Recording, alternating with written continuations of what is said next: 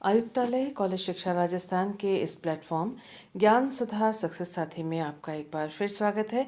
आइए आज हम करते हैं केमिस्ट्री के नेट जेआरएफ के रिएक्शन मैकेनिज्म्स से संबंधित कुछ क्वेश्चंस, जो हम देखेंगे कि बिना रिएक्शन मैकेनिज्म को पूरा जाने हुए भी कुछ लॉजिकल स्टेप्स के द्वारा भी हम उत्तर आसानी से निकाल सकते हैं। जो पहला क्वेश्चन हमारे स्क्रीन पे है उसमें ये पूछा गया है कि the major product formed in the following reaction is. तो ये रिएक्शन दे रखी है हमको और इसमें रिएजेंट्स दे रखे हैं। देखिए बेस दे रखे हैं और उसके बाद एक और एल्डिहाइड दे रखा है, फर्फ्यूरल दे रखा है और बेंजाल्डिहाइड दिया हुआ है। तो हमसे ये चार ऑप्शंस मांगे गए हैं कि इन चारों में से कौन सा प्रोडक्ट है। यहाँ जो बात आप याद रख सकते हैं या देखते ही जो आपको लगेगा, ये बेंजोइन कंडेंसेशन से संबंधित क्वेश्चन है। और बेंजोइन कंडेंसेशन में हमें ये मालूम है कि एक सी डबल बॉन्ड ओ होता है और एक ओ एच लगा हुआ होता है दोनों रिंग्स के बीच में, दो एल्डिहाइड के बीच में। देखिए एक ओ एच है और सी डबल बॉन्ड ओ है। ये सी डबल बॉन्ड ओ है, ये ओ एच है। यहाँ सी डबल बॉन्ड और सी डबल बॉन्ड ओ और ये O H and O H है। इन सब बातों को अगर हम देखें सारे ऑप्शंस को, तो सीधे सीधे हम ये कह सकते हैं ऑप्शन नंबर 3 और 4 जो है वो इसके आंसर नहीं होंगे। बेंजोइन कंडेंसेशन जो है 1,2 nucleophilic addition to C double bond O या कार्बोनाइल ग्रुप है। और इसमें हमें ये मालूम है, अगर मैकेनिज्म आपको ध्यान हो तो जो पहले जो ग्रुप न्यूक्लियोफाइल में कन्वर्ट होता है और एडिशन करता है, वो अंत में जाके सी डबल बॉन्ड ओ में परिवर्तित हो जाता है। तो इस बात को अगर हम ध्यान में रखते हैं तो 1 और 2 में से 1 भी नहीं है, क्योंकि जो पहला हमारे पास एल्डिहाइड है वो सी एच ओ है, तो वह सी डबल बॉन्ड ओ में परिवर्तित होना चाहिए। तो सही ऑप्शन ये है। तो स्टेटर रिएक्शन भी कई सोचते हैं कि 1,4 न्यूक्लियोफिलिक एडिशन रिएक्शन हो सी डबल बॉन्ड ओ पे, लेकिन ऐसी स्थिति यहाँ पर नहीं है। ये 1,2 एडिशन के प्रोडक्ट्स ही हैं। तो बेंजोइन कंडेंसेशन के अनुसार इसका आंसर निकलता है। यदि आपको ऐसा लग रहा हो कि एक बार देख लेते तो ज़्यादा बेहतर था, तो इसीलिए आपके लिए हम ला रहे हैं डिटेल्ड इसका आंसर और एक्सप्लेनेशन। देखिए ये थायाजोलियम सॉल्ट था, जो कि न्यूक्लियोफिलिक कैटलिस्ट के रूप में यहाँ पर इस्तेमाल किया गया है। और NaOMe सोडियम मेथॉक्साइड का इस्तेमाल किया गया था। तो यहाँ देख सकते हैं कि आप ये जो न्यूक्लियोफिलिक कैटलिस्ट है वह परिवर्तित हुआ एक लाइट और कार्बीन में। और फिर जो पहला हमको एल्डिहाइड दिया हुआ था वो था बेंजाल्डिहाइड। बेंजाल्डिहाइड के कार्बन पर जो कि इलेक्ट्रॉन न्यून है, क्योंकि ऑक्सीजन जो है वो इलेक्ट्रोनेगेटिव है, पाई इलेक्ट्रॉन्स को अपनी ओर ऑक्सीजन खींच लेता है, तो कार्बन पर इलेक्ट्रॉन की डेफिशिएंसी हो जाती है। और यही वजह है कि ये जो इलेक्ट्रॉन रिच या इलेक्ट्रॉन धनी जो स्पीशीज़ है, जो नाभिक नहीं है, वह कार्बोनाइल कार्बन पर आक्रमण करता है। तो पहला जो एल्डिहाइड है उसके ऊपर आक्रमण हुआ और इस तरह का इंटरमीडिएट बना, और प्रोटोनेशन जब उसका होता है तो ये ओ एच जो ओ माइनस है ओ एच में परिवर्तित हो जाता है।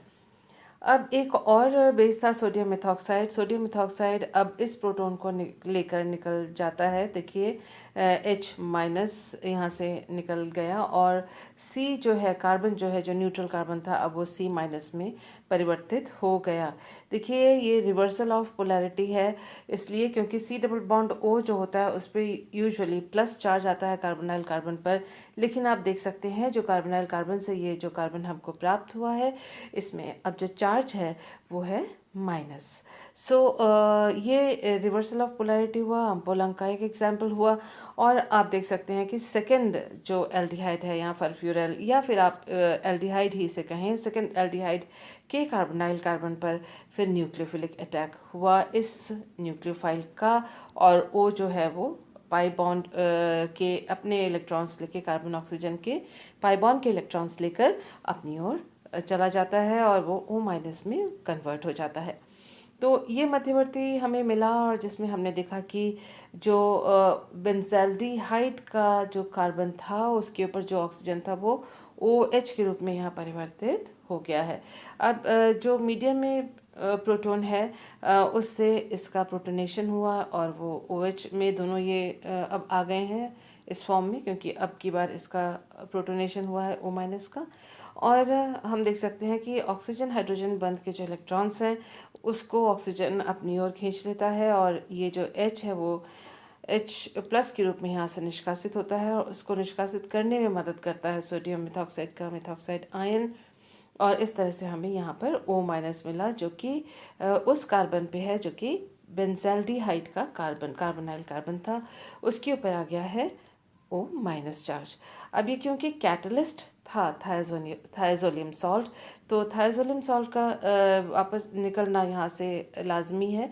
और आप ये देख सकते हैं कि इलेक्ट्रॉन्स का इस तरह से डिलोकलाइजेशन है, और कार्बन का ये जो थायोजोलियम सॉल्ट का जो कार्बन के बीच में और बेंजाल्डिहाइड के कार्बन के बीच का जो बंध है वो अब ब्रेक हो जाता है, और वह जो कैटलिस्ट है वो निष्कासित हो जाता है। ये बॉन्ड ब्रेक होने के बाद निकल गया, और C डबल बॉन्ड O ये यहाँ पर C सिंगल बॉन्ड O से C डबल बॉन्ड O में परिवर्तित हो गया। तो हम देख सकते हैं जो पहला एल्डिहाइड यूज़ किया गया था वो C डबल बॉन्ड O में परिवर्तित होता है, और जो सेकंड एल्डिहाइड यूज़ किया गया था वो OH में परिवर्तित होता है। तो यही हमारा आंसर था। आप चाहें तो एक बार और क्रॉस चेक कर सकते हैं। ये देखिए जो पहला एल्डिहाइड है वो C डबल बॉन्ड O, और जो सेकंड एल्डिहाइड है वो OH में परिवर्तित हुआ है। तो इस प्रकार से लॉजिकली हम इस आंसर तक पहुंच सकते हैं, और डिटेल्ड मैकेनिज्म इसलिए ताकि आपका कॉन्फिडेंस बना रहे। आइए देखते हैं नेक्स्ट क्वेश्चन। नेक्स्ट क्वेश्चन को जानने से पहले एक बार पता कर लेते हैं कि इनाइन मेटाथेसिस क्या होता है। देखिए, अगर एल्काइन और एल्कीन दिए हुए हों और रुथेनियम कैटलिस्ट दिया हुआ हो, तो इनाइन मेटाथेसिस की बात एकदम दिमाग में आनी चाहिए। वो ये कि इनाइन मेटाथेसिस जो है वो ruthenium catalysed bond reorganisation reaction है, और ये है एल्काइन और एल्कीन के बीच में बॉन्ड रीऑर्गेनाइजेशन का रिएक्शन है, और जिसका जो उत्पाद है जो होना चाहिए वो 1,3-डाइन उत्पाद इसके अंदर प्राप्त होता है। रीऑर्गेनाइजेशन मतलब कि बॉन्ड्स का अपना स्थान बदलना, और एक नए उत्पाद का बनना, और जिसमें भी डबल बॉन्ड्स हैं और इसके अंदर जो ट्रिपल बॉन्ड और डबल बॉन्ड वाले यौगिक हैं आपस में मिलकर 1,3-डाइन उत्पाद के रूप में देते हैं। अगर ये प्रोसेस इंटर मॉलिक्यूलर है, यानी दो अलग अलग मॉलिक्यूल के बीच में है, तो उसे कहेंगे क्रॉस इनाइन मेटाथेसिस।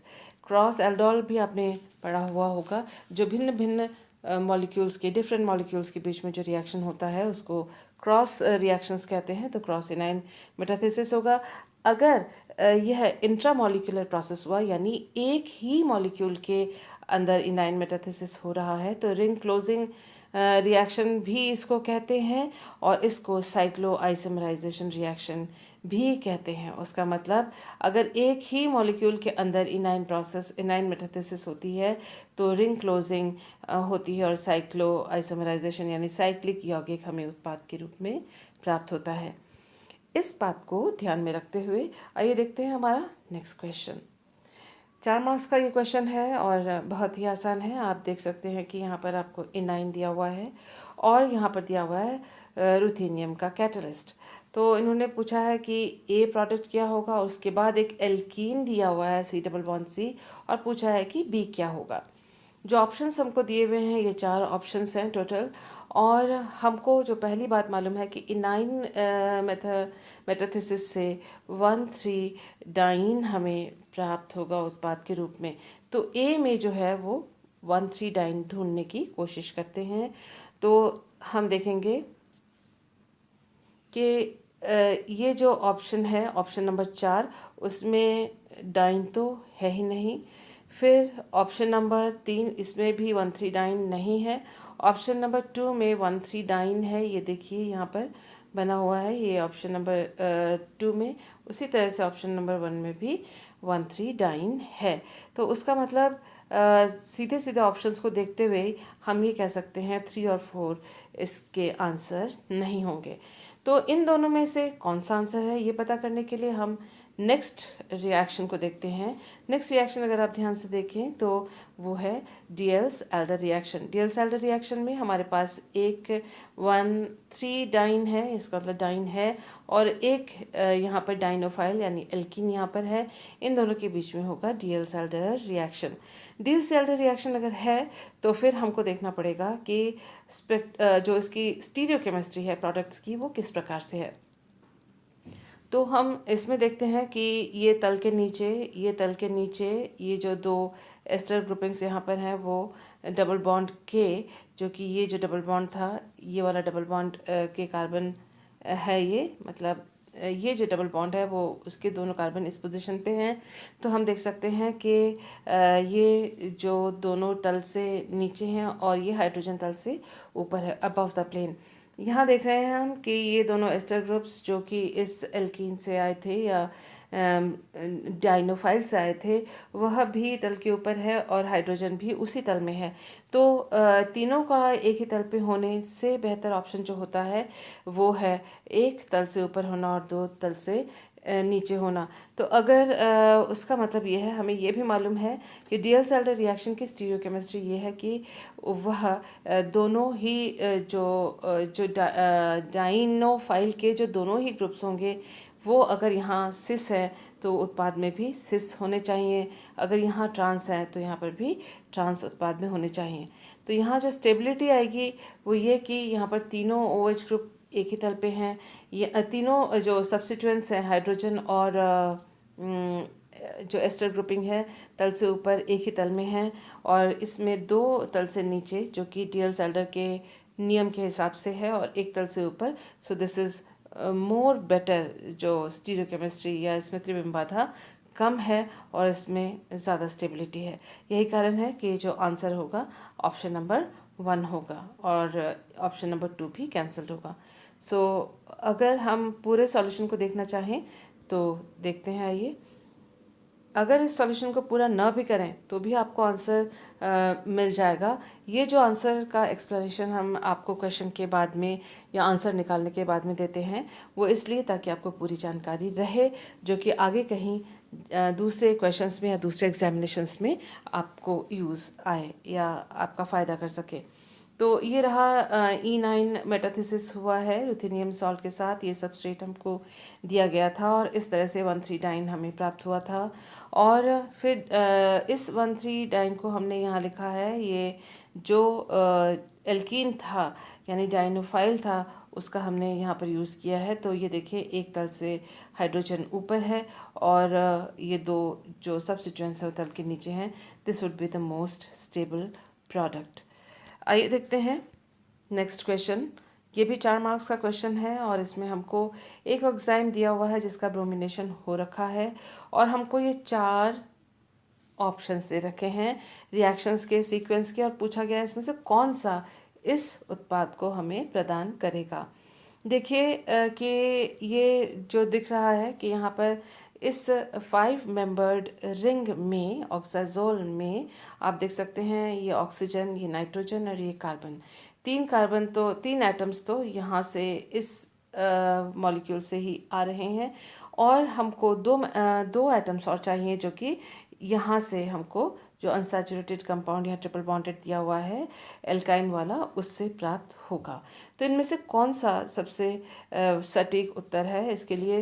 देखिए जब भी साइक्लाइजेशन हो रहा है तो एक एडिशन जो दूसरे एटम का इसके अंदर ट्रिपल बॉन्डेड का हो रहा है तो एकदम जाहिर सी बात है कि पहला ही रिएजेंट ये तो नहीं होगा। तो जो एल्काइन है वो पहले ही स्टेप में जाके इसके साथ ऐड नहीं होगा, इसलिए ये ऑप्शन 3 वाला जो है वो तो कैंसिल हो जाता है। तो फर्स्ट जो ये इसको कैंसिल कर देते हैं।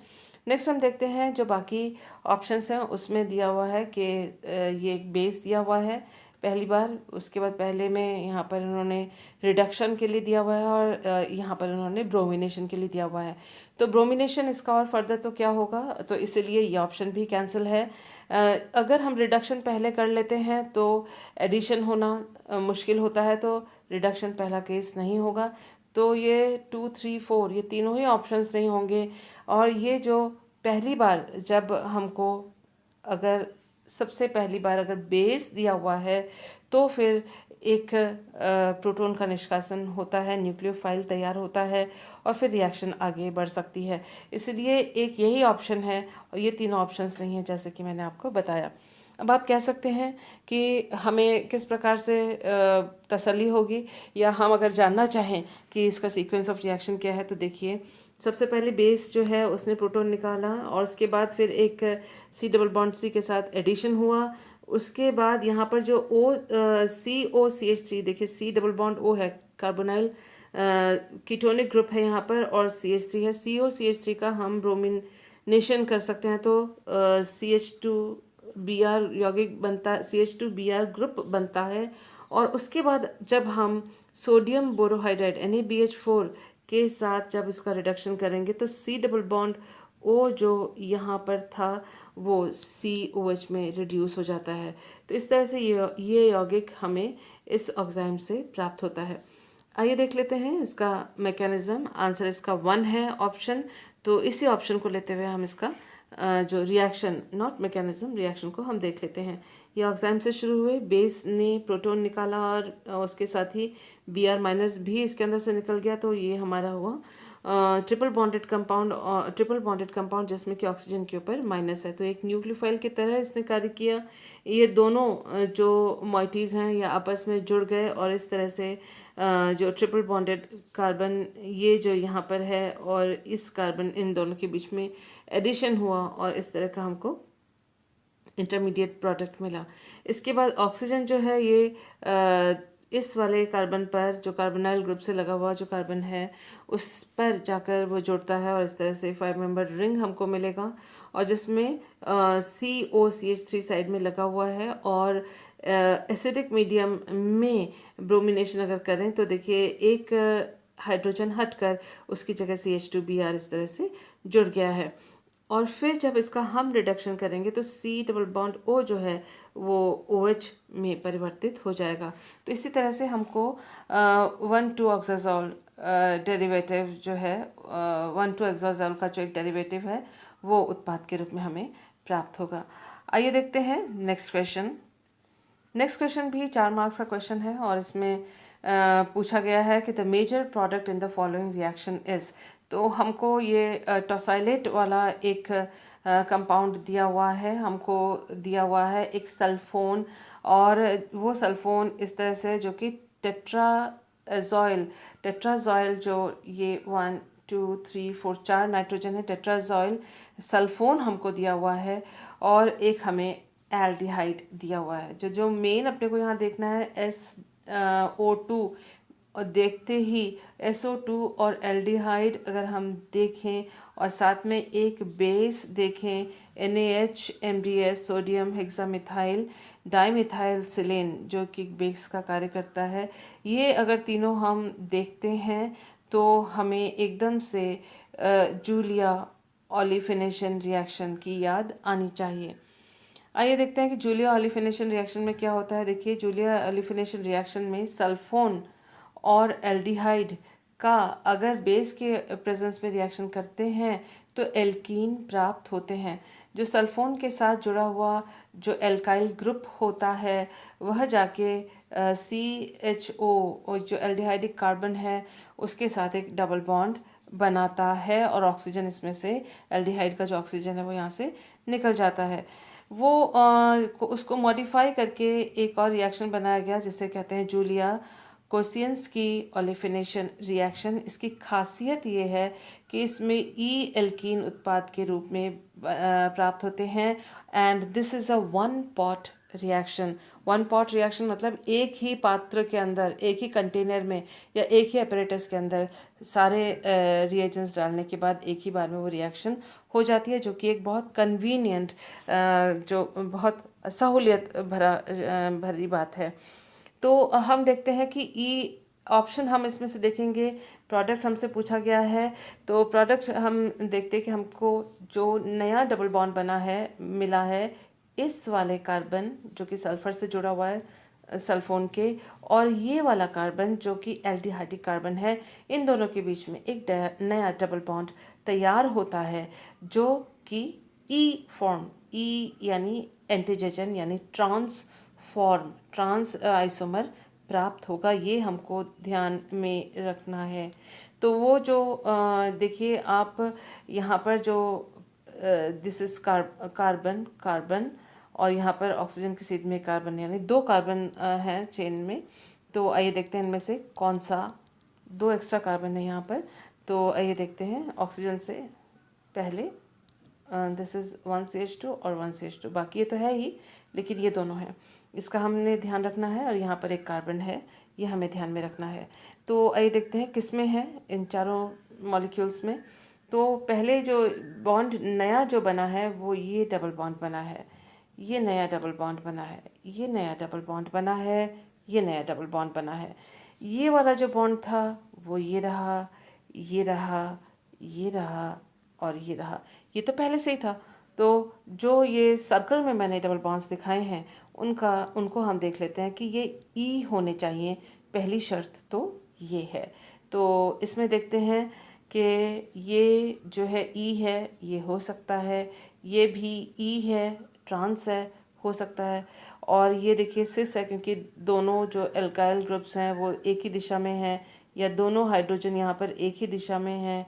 तो ये जो समेन या जेड या सिस हैं, तो ये नहीं होगा। सिमिलरली यहाँ पर जो दोनों हाइड्रोजन हैं वो एक ही दिशा में हैं, और दोनों एल्काइल ग्रुप्स एक ही समान दिशा में हैं, तो ये भी एंटीजन या ई एल्कीन नहीं होगा। तो 3 और 4 तो हमारे हो गए आउटराइटली कैंसल्ड।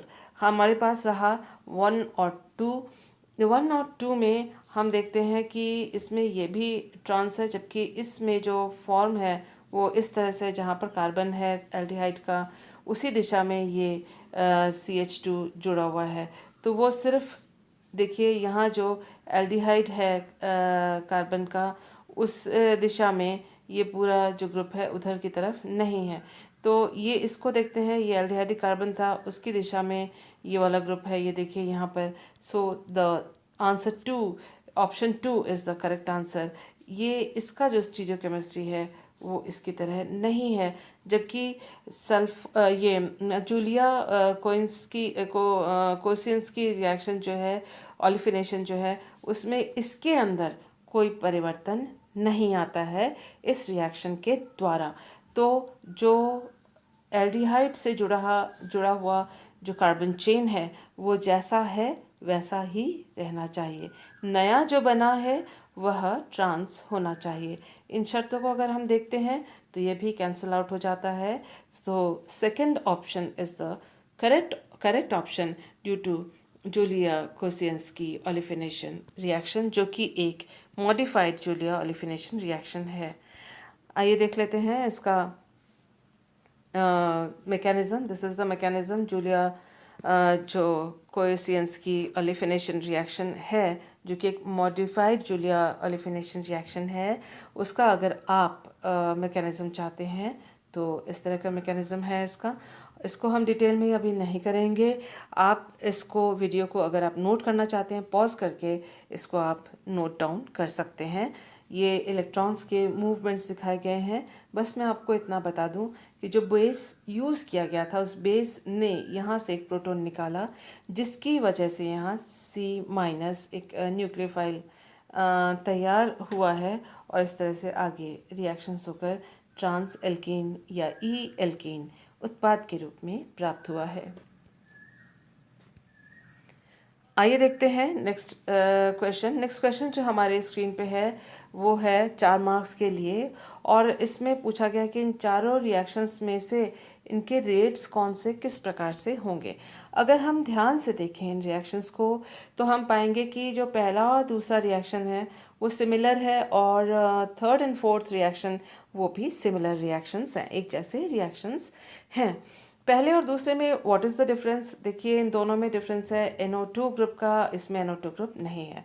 हमें मालूम है कि NO2 ग्रुप जो है वो प्रबल इलेक्ट्रॉन आकर्षी है, और वो जहाँ भी जुड़ा हुआ होता है रेजोनेंस के द्वारा इलेक्ट्रॉन्स को अपनी ओर खींच लेता है। ये ऑक्सीजन और ये ऑक्सीजन ने अपनी ओर इलेक्ट्रॉन्स खींचे, तो जो नाइट्रोजन है अपनी इलेक्ट्रॉन की कमी को पूरा करने के लिए आगे रेजोनेंस के द्वारा इलेक्ट्रॉन खींचता है, और इस तरह से जो जिस सिस्टम में वो जुड़ा हुआ होता है नाइट्रो ग्रुप, वहाँ पर इलेक्ट्रॉन की कमी आ जाती है। तो ये तो है पहली बात, क्योंकि इसमें नाइट्रो ग्रुप के अलावा दूसरे सब्स्टिट्यूएंट्स इस पेयर में और इस पेयर में और कोई दूसरा चेंज नहीं है। दूसरी बात ये जो हमें ध्यान में रखनी है, वो जो जनरल स्टेटमेंट है वो ये कि more stable is the intermediate, faster will be the reaction. जितना स्थायी होगा मध्यवर्ती, किसी भी अभिक्रिया के बनने के दौरान, किसी अभिक्रिया के दौरान बनने वाला मध्यवर्ती जितना अधिक स्थायी होगा रिएक्शन, उतनी ज़्यादा तीव्र होगी। यानी किसी भी इंटरमीडिएट की एनर्जी जितनी कम होगी, ज़्यादा स्टेबल होगा, रिएक्शन रेट उतना ही फास्ट होगा। तो ये क्योंकि मध्यवर्ती भी उतनी आसानी से बनेगा, और जब बनेगा मध्यवर्ती आसानी से, तो वो उत्पाद भी आसानी से देगा। तो अब आप देख सकते हैं पहले और दूसरे में हम ढूंढ लेते हैं। देखिए, अगर हम ध्यान से देखें और रिएक्शन मैकेनिज्म के बारे में या रिएक्शन के बारे में कोई भी आइडिया नहीं हो, हम सिर्फ एक सिंपल लॉजिक के अनुसार भी अगर इस काम को करें तो नतीजे तक पहुंच सकते हैं। ये O माइनस है, और O माइनस ने क्या किया, इस वाले कार्बन पर जाके बॉन्ड बनाया। तो ये देखिए यहाँ पर जाके बॉन्ड बनाया, ये रहा उत्पाद। तो O माइनस ने अगर अटैक किया तो अटैक कौन सा होगा, न्यूक्लियोफाइल का अटैक, क्योंकि इसमें इलेक्ट्रॉन की अधिकता है, इलेक्ट्रॉन रिच है। तो ये कहाँ जाके अटैक करेगा, जहाँ इलेक्ट्रॉन की कमी हो, यानी प्लस चार्ज हो, या इलेक्ट्रॉन की डेंसिटी की कमी हो। तो यहाँ हम देखते हैं कि ये है बेंजीन रिंग का ये कार्बन नाइट्रो के पैरा पोजीशन पे है। हमें मालूम है कि जो नाइट्रो ग्रुप है वो ऑर्थो और पैरा पर डेल्टा प्लस चार्ज ला देता है और इलेक्ट्रॉन की कमी कर देता है। इसीलिए जब इलेक्ट्रॉन स्नेही का आक्रमण होता है वो सिर्फ मेटा पे होता है, क्योंकि ऑर्थो और पैरा पर तो इलेक्ट्रॉन की कमी है, उसकी तुलना में मेटा पे कोई चार्ज नहीं है। तो इससे ज़्यादा, ऑर्थो पैरा से ज़्यादा मेटा पे इलेक्ट्रॉन स्नेही या इलेक्ट्रोफाइल आके आक्रमण करता है। इस बात को ध्यान में रखते हुए यहाँ हम पढ़ रहे हैं न्यूक्लियोफिलिक अटैक। तो न्यूक्लियोफाइल वहाँ आक्रमण करेगा जहाँ इलेक्ट्रॉन की कमी हो। तो पैरा पे इलेक्ट्रॉन की कमी है, फट से आसानी से आक्रमण कर लेगा और वो उत्पाद दे देगा। यहाँ आप देखिए कि अगर हम सब्स्टिट्यूएंट को हटा देते हैं तो ये कोई भी मददगार ऐसा नहीं है कि जो इस बात का कोई भी मददगार सब्स्टिट्यूएंट ग्रुप ऐसा नहीं है जो इस बात को मदद करे कि ऑक्सीजन यहाँ से तीव्रता से इस जो कार्बन बेंजीन के कार्बन पर आक्रमण करे, क्योंकि इलेक्ट्रॉन की कमी को कोई बढ़ावा यहाँ नहीं दे रहा है। तो यहाँ पर कोई इलेक्ट्रॉन की कमी को बढ़ावा नहीं दे रहा है, इलेक्ट्रॉन की कमी की सृष्टि नहीं कर रहा है। So nobody is reducing, no group is reducing the electron density at this position. अगर इस बात को हम ध्यान में रखते हैं और इन दोनों को हम कंपेयर करते हैं, इन दोनों की तुलना करते हैं, तो ये रिएक्शन होगी फास्ट, क्योंकि यहाँ डेल्टा प्लस चार्ज आ जाएगा और अटैक करने में फास्ट होगा। तो हमें अब ऑप्शन ढूंढना है कि कौन सा ऐसा है जिसमें 1 की रेट है फास्ट और 2 की रेट है स्लो। तो देखते हैं कि यहाँ पर ये ऑप्शन और ये 1 और 4 ऐसे हैं जिसमें 1 का रेट है फास्ट और 2 का रेट है स्लो। बाकी ये दो, जो नंबर 2 और नंबर 3 को हम कैंसिल आउट कर देते हैं स्ट्रेट अवे। अब हम आते हैं नेक्स्ट वाले एग्जाम्पल पर, और नेक्स्ट एग्जाम्पल पर हम देख रहे हैं यहाँ नाइट्रो ग्रुप है, इलेक्ट्रॉन आकर्षी, और एक टसाइल ग्रुप है जो कि इसमें से निष्कासित हो रहा है, और उसकी जगह आ रहा है OH ग्रुप। यहाँ जो डबल बॉन्ड है, ये जो डबल बॉन्ड है वह मदद कर रहा है धकेलने के लिए इस OTS ग्रुप को कि वो अपने इलेक्ट्रॉन लेकर माइनस OTS जो है वो ग्रुप यहाँ से चला जाए।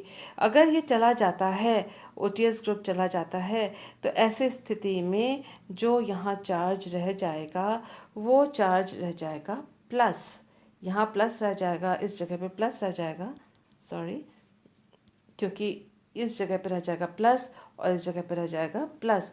तो ये जो प्लस चार्ज आ जाएगा, यानी यहाँ पर इलेक्ट्रॉन की कमी एक उत्पन्न होती है, इलेक्ट्रॉन की कमी की सृष्टि होती है। तो जब भी कोई कमी है, स्टेबिलिटी तभी होगी जब उस कमी को पूरा कर दिया जाए या कमी को पूरा करने की कोशिश की जाए।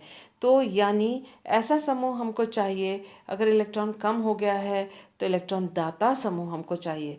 लेकिन अगर हम यहाँ देखें तो सब्स्टिट्यूएंट कैसा है? सब्स्टिट्यूएंट इलेक्ट्रॉन आकर्षी है। यहाँ एक तो इलेक्ट्रॉन की कमी हो गई है और ये इलेक्ट्रॉन और खींचे जा रहा है अपनी ओर।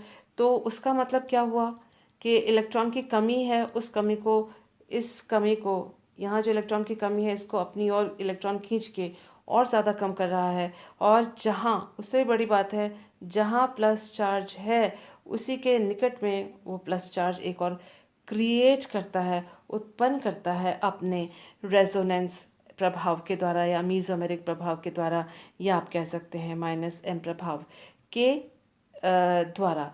तो अगर ऐसी बात है तो उसका मतलब कि प्लस और प्लस, इलेक्ट्रॉन की कमी और ज़्यादा इलेक्ट्रॉन की कमी हो जाना, यानी इस अभिक्रिया के दौरान जो मध्यवर्ती बनेगा वो होगा अनस्टेबल, क्योंकि इसमें प्लस प्लस रिपल्शन होगा और इलेक्ट्रॉन की कमी को पूरा करने वाला कोई फैक्टर इसमें नहीं होगा।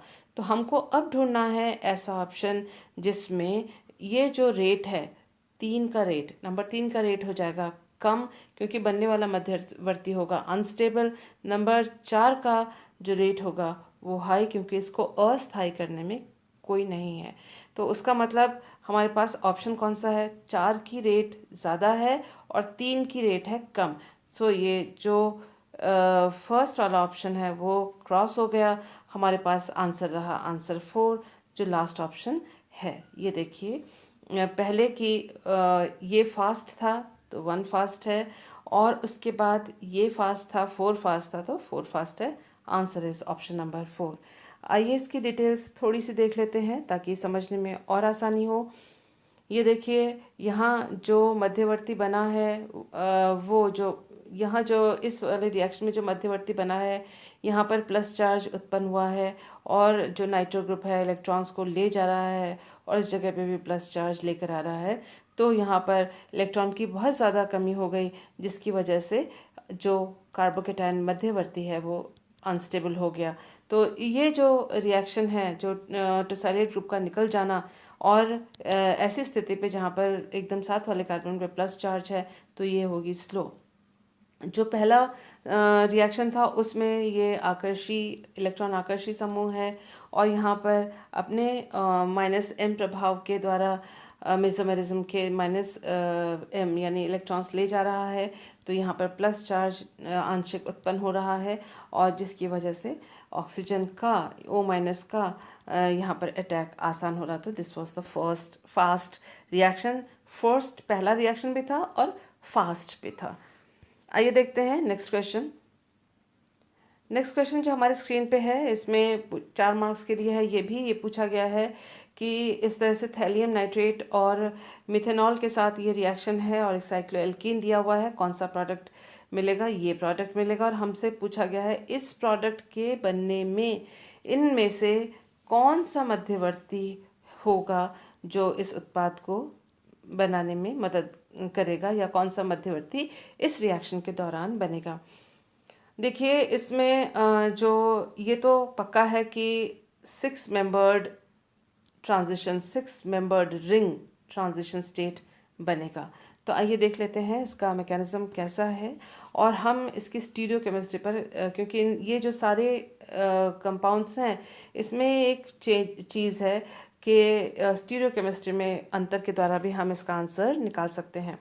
सबसे पहली बात तो ये है, जो थैलियम नाइट्रेट है वो सीधे कार्बन कार्बन के साथ बॉन्ड बनाता है। तो कार्बन कार्बन कार्बन के साथ कार्बन जो डबल बॉन्ड है उसके एक कार्बन के साथ बॉन्ड बनाता है। तो अगर हम चारों ऑप्शन को देखें तो यहाँ इस वाले ऑप्शन में देखेंगे कि नाइट्रेट का बॉन्ड है तो फोर्थ, थैलियम का नहीं है, तो fourth option is not right, इसको हमने कैंसिल कर दिया।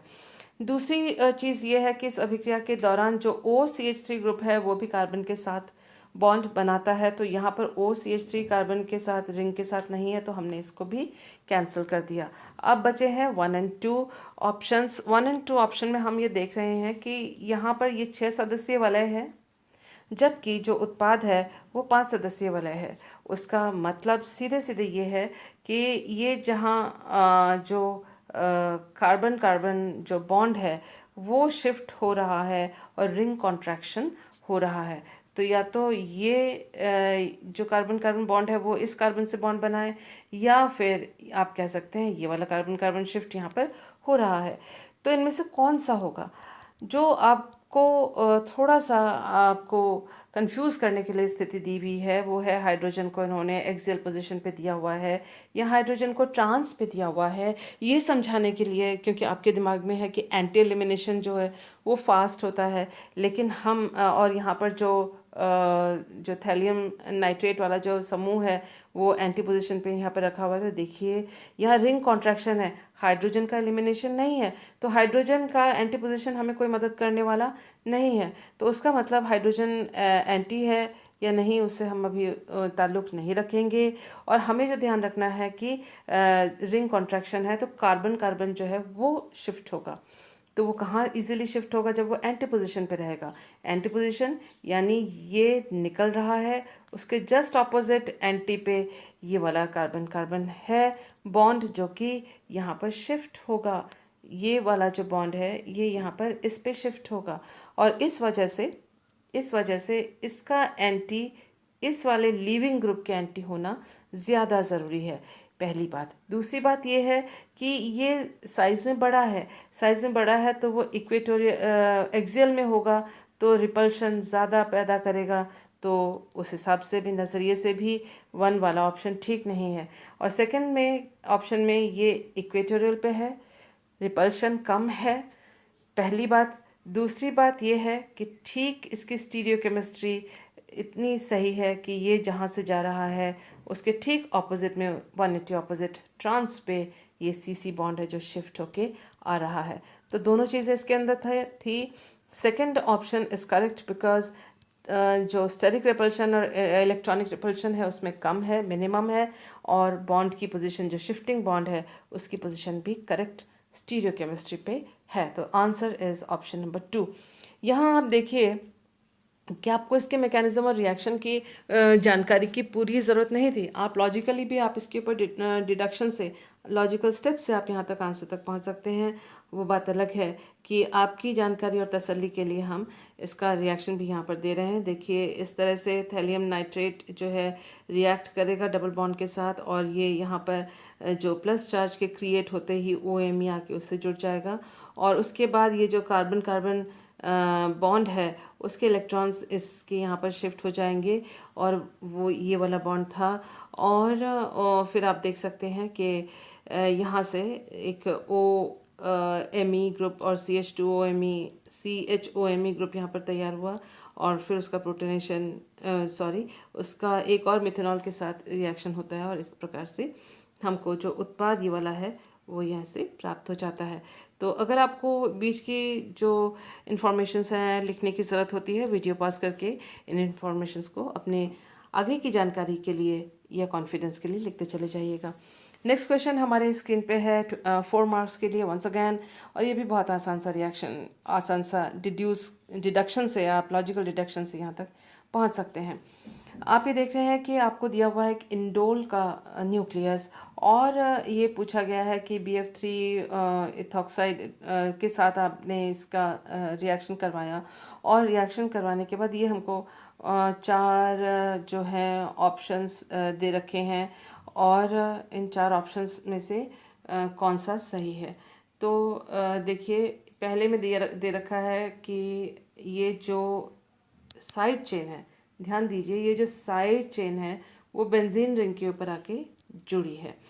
दूसरे में जो है साइड चेन वो पायरॉल रिंग के साथ ही जुड़ी है, और तीसरे में इन्होंने दिया हुआ है कि पायरॉल रिंग के साथ लेकिन 2 आइसोमर्स यानी आधे आधे चांसेस इसके दे रखे हैं, या दोनों प्रोडक्ट्स बनेंगे।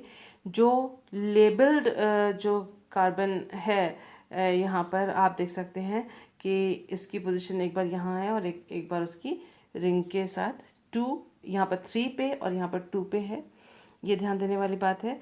और चौथा ऑप्शन दे रखा है कि बेंजीन के साथ ही इसका जो है बॉन्ड फॉर्मेशन हो रहा है, और एक बार इधर आइसोटोप है, आइसोटोपिकली लेबल्ड जो कार्बन है वो एक बार इधर है बेंजीन रिंग के पास, और एक बार इधर है पायरॉल रिंग के पास। द कंपाउंड इज़ इंडोल, और इसके दो रिंग्स हैं, एक तो ये जो पायरॉल रिंग और ये एक बेंजीन रिंग। तो ये सारे चार ऑप्शंस हमको दे रखे हैं। हमें पूछा गया इसमें से कौन सा होगा। तो पहली बात जो है, हमको ये मालूम है इंडोल के बारे में कि इसके अंदर जो पायरॉल रिंग है वह बेंजीन की तुलना में ज़्यादा रिएक्टिव है, यानी इसकी रिएक्टिविटी कम है और पायरॉल की रिएक्टिविटी ज़्यादा है। अगर ये बात है, और ये है इसमें से जो है कैटलिस्ट है इसके लिए, तो इलेक्ट्रोफिलिक सब्स्टिट्यूशन के लिए कैटलिस्ट है ये। तो उसका सीधा सीधा मतलब ये है कि बेंजीन के ऊपर तो रिएक्शन होगी नहीं, जबकि पायरॉल के यहाँ पर 2 पोजीशन पर जगह बाकी है। पायरॉल का नाइट्रोजन भी रिएक्शन कर जाता है, तो ये दोनों पोजीशंस के खाली होते हुए बेंजीन पर तो ये इलेक्ट्रोफिलिक अटैक होने वाला नहीं है। अगर ये बात है तो ऑप्शन नंबर 1 कैंसिल हो गया, ऑप्शन नंबर 4 भी कैंसिल हो गया। क्यों? क्योंकि इन्हीं दोनों ऑप्शंस में बेंजीन रिंग पर देखिए ये सिरा आके यहाँ से यहाँ जुड़ा है, यहाँ पर भी आप देख सकते हैं ये जो यहाँ का जो एंड है वो ये बेंजीन पे जुड़ा है, बेंजीन पे जुड़ा है। सो बेंजीन के साथ तो रिएक्शन होने वाली नहीं है। 2 ऑप्शन कैंसिल आउट हो गए। अब हमारे पास 2 और 3 का बचा हुआ है।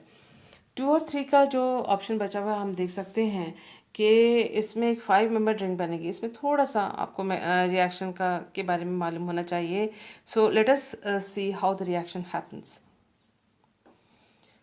सो हमको मालूम है कि pyrrole ring is more reactive than benzene ring in indole for electrophilic substitution, यानी पायरॉल के रिंग की, पायरॉल वलय की अभिक्रियाशीलता इलेक्ट्रोफिलिक प्रतिस्थापन अभिक्रिया के लिए ज़्यादा होगी बेंजीन के तुलना में, बेंजीन की होगी कम।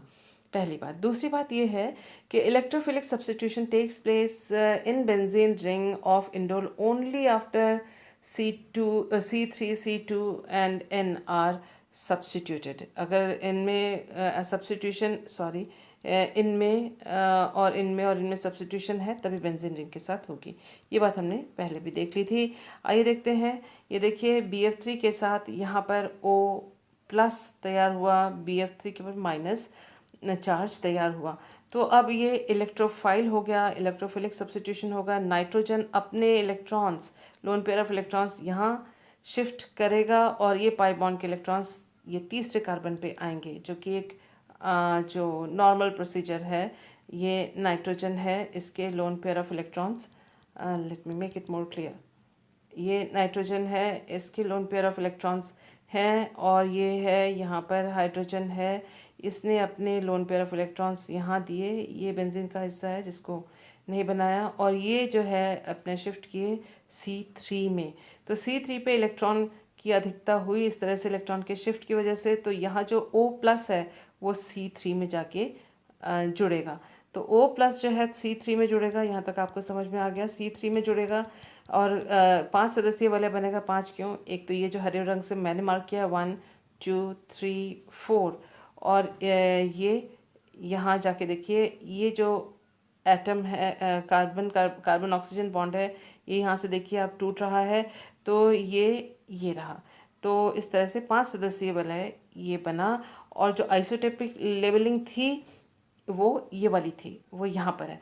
अगर आप इस मध्यवर्ती को ध्यान से देखें, तो आप देखेंगे कि अब या तो ये बॉन्ड टूटे या तो ये बॉन्ड टूटे।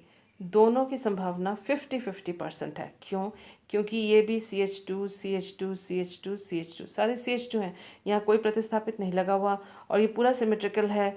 या तो ये बॉन्ड टूटे या तो ये बॉन्ड टूटे।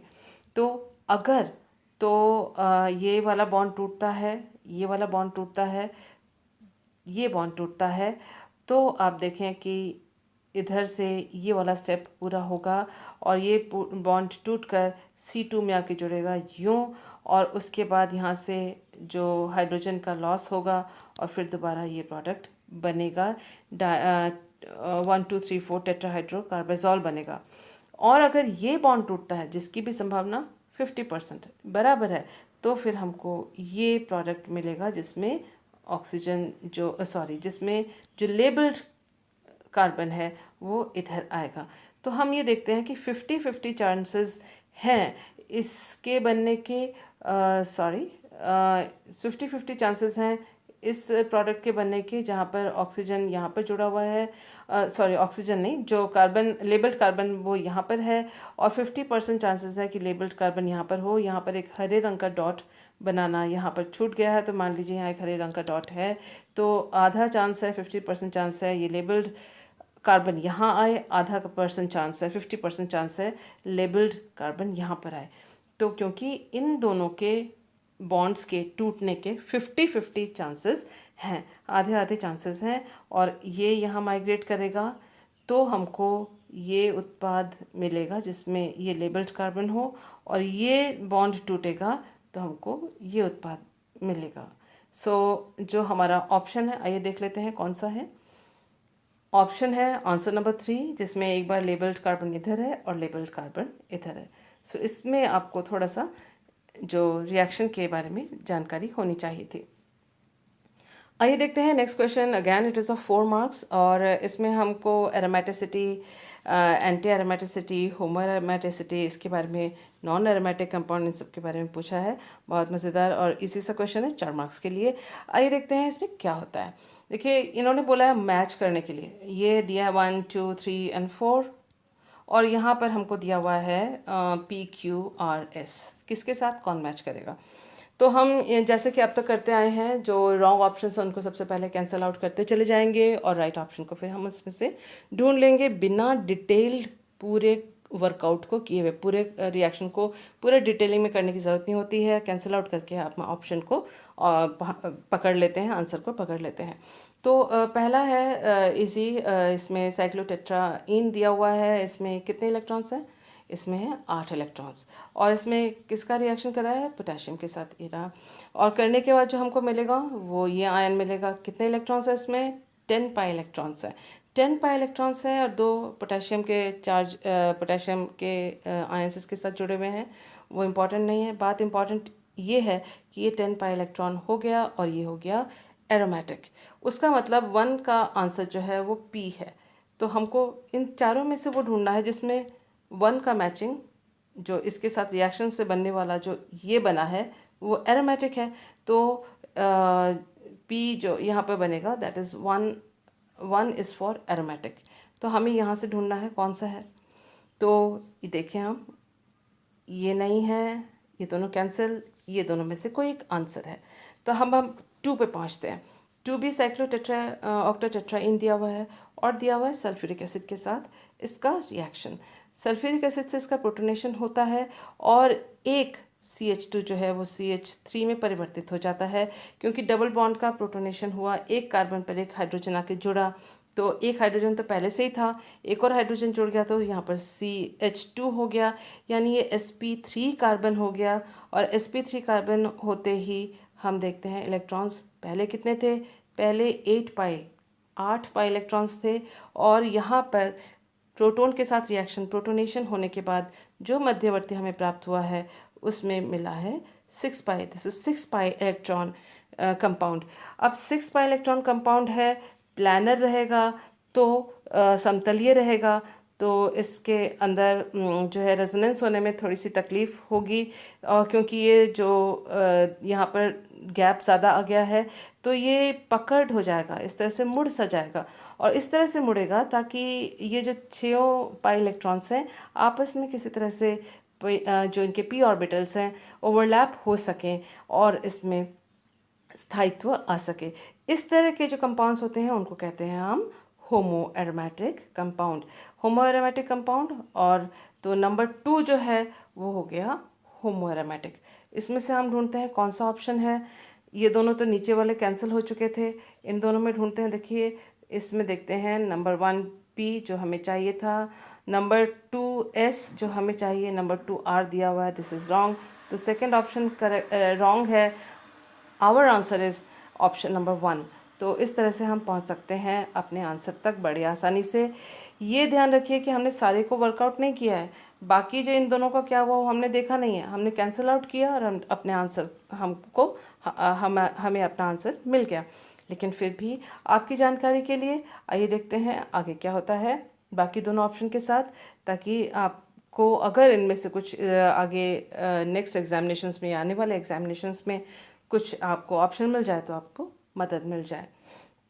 तो देखिए, ये होमो एरोमेटिसिटी, होमो एरोमेटिक कंपाउंड्स वो होते हैं जिनमें जो एरोमेटिक कॉन्जुगेशन है वो इंटरप्टेड बाय sp3 कार्बन। बीच में एक sp3 कार्बन, देखिए ये sp3 कार्बन आ गया है, बाकी एरोमेटिसिटी इसके अंदर है 6 पाई इलेक्ट्रॉन्स है, और वो 4n प्लस 2 पाई इलेक्ट्रॉन्स का जो हकल रूल को ये भी फॉलो कर रहा है और यहाँ पर भी फॉलो हो रहा है। तो आप देख सकते हैं कि जो नेक्स्ट क्वेश्चन था वो थोड़ा सा इंटरेस्टिंग था। जो ऑप्शन था जिसको हमें करने की ज़रूरत तब तो नहीं थी, लेकिन अब यहाँ देख लीजिए, ये हीट का ऑप्शन दे रखा था और इसमें एक 6 मेंबर्ड और एक 4 मेंबर्ड रिंग फ्यूज्ड थे, और ये इलेक्ट्रोसाइक्लिक यानी पेरिसाइक्लिक रिएक्शन का क्वेश्चन था। इसमें रिंग ओपनिंग होती, देखिए ये पाई बॉन्ड इन दोनों के बीच में, ये जो पाई बॉन्ड है वो इन दोनों के बीच में शिफ्ट हो जाता है, ये देखिए यहाँ शिफ्ट हो गया, और ये जो सिग्मा बॉन्ड के इलेक्ट्रॉन्स हैं वो इन दोनों कार्बन के बीच में शिफ्ट हो जाता है, तो ये देखिए यहाँ शिफ्ट हो गया, और साथ ही ये बॉन्ड शिफ्ट होने के साथ ही ये जो बॉन्ड है वो अपनी जगह से हट जाता है, तो हमको ये प्रोडक्ट मिलता है। आप इसको में गिनकर देखें तो ये 6 एटम्स और ये 2 एटम्स यानी 8 एटम्स हैं, तो ये साइक्लोऑक्टेटेट्राईन है। और साइक्लोऑक्टेटेट्राईन को पकड़ फॉर्म में इसलिए दिखाते हैं ताकि वो नॉन एरोमेटिक हो जाए, और 8 पाई इलेक्ट्रॉन्स इसके अंदर हैं, वो हकल रूल के अनुसार एरोमेटिक नहीं है, और क्योंकि ये पकड़ है तो इसमें रेजोनेंस नहीं होगा और वो नॉन एरोमेटिक हो जाएगा।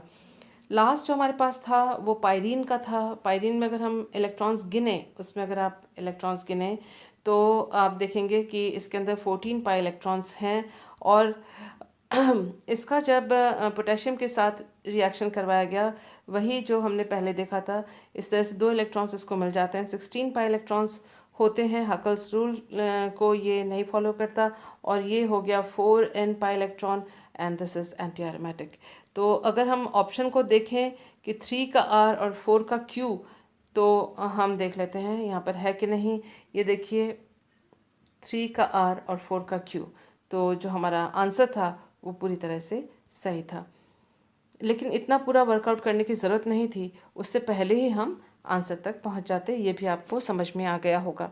नेक्स्ट क्वेश्चन भी 4 मार्क्स के लिए है, देखते हैं। Major product formed in the following reaction. तो ये हमको दिया हुआ है इमिडाजोल, और इमिडाजोल पर नाइट्रोजन पर एक सब्स्टिट्यूशन है और NaNO2HCl।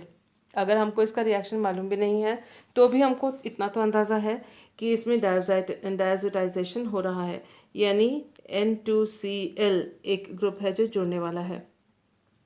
तो उसका मतलब हम देख लेते हैं कि यहाँ पर कौन सा ऐसा है जो इसको फॉलो नहीं कर रहा है। इन चारों ऑप्शन में से कौन सा आंसर होगा ये इन्होंने पूछा है, तो हम आंसर्स के ऑप्शंस को एक बार देख लेते हैं। तो N2Cl यानी डायजोटाइजेशन होगा NH2 ग्रुप का, और डायजोनियम सॉल्ट बनेगा, तो ये तो आंसर नहीं है, ये आंसर भी नहीं है, क्योंकि इन दोनों आंसर में जो NH2 ग्रुप का डायजोटाइजेशन नहीं दिखाया हुआ है, N2Cl नहीं जोड़ा हुआ है। सो 3 और 4 को कैंसिल किया, 1 और 2 में से हम अपना आंसर ढूंढते हैं। तो देखिए यहाँ पर आप अगर इन दोनों क्वेश्चन को देखें, इन दोनों आंसर को देखें, तो इसमें आप पाएंगे कि दोनों लगभग सेम है। फ़र्क क्या है कि यहाँ जो N2 यानी जो यहाँ पर NH2 की जगह जो N2 जुड़ा था, N2 था डायजोटाइजेशन से, वो जो ऊपर जो रिंग है इमिडाजोल का उस पर जाके जुड़ रहा है, यहाँ पर भी और यहाँ पर भी। एक जो यहाँ जुड़ा वो है नंबर 2 कार्बन पर, ये 1 है तो ये 2 है नंबर 2 कार्बन पर, और ये 1 है ये 2 है तो ये 5 है, और दूसरी जगह पे ये जुड़ा 5वें कार्बन पर, ये दोनों नाइट्रोजन। हमको ये मालूम है कि N2 प्लस और Cl माइनस होता है, यानी ये जो एडिशन हुआ इस रिंग पर वो एक इलेक्ट्रोफिलिक सब्स्टिट्यूशन रिएक्शन हुआ।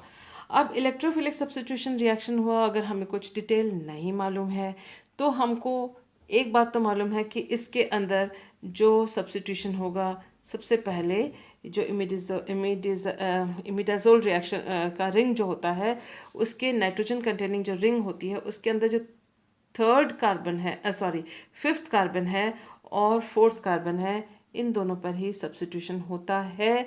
और जो दूसरा कार्बन है, सेकंड कार्बन है, दैट मीन्स ये वाला कार्बन, इस पर सब्स्टिट्यूशन नहीं होता, इस पे होगा या इस पे होगा, ये हमें मालूम है। और उसका मतलब कहाँ पर कौन सा आंसर होना चाहिए? Answer should be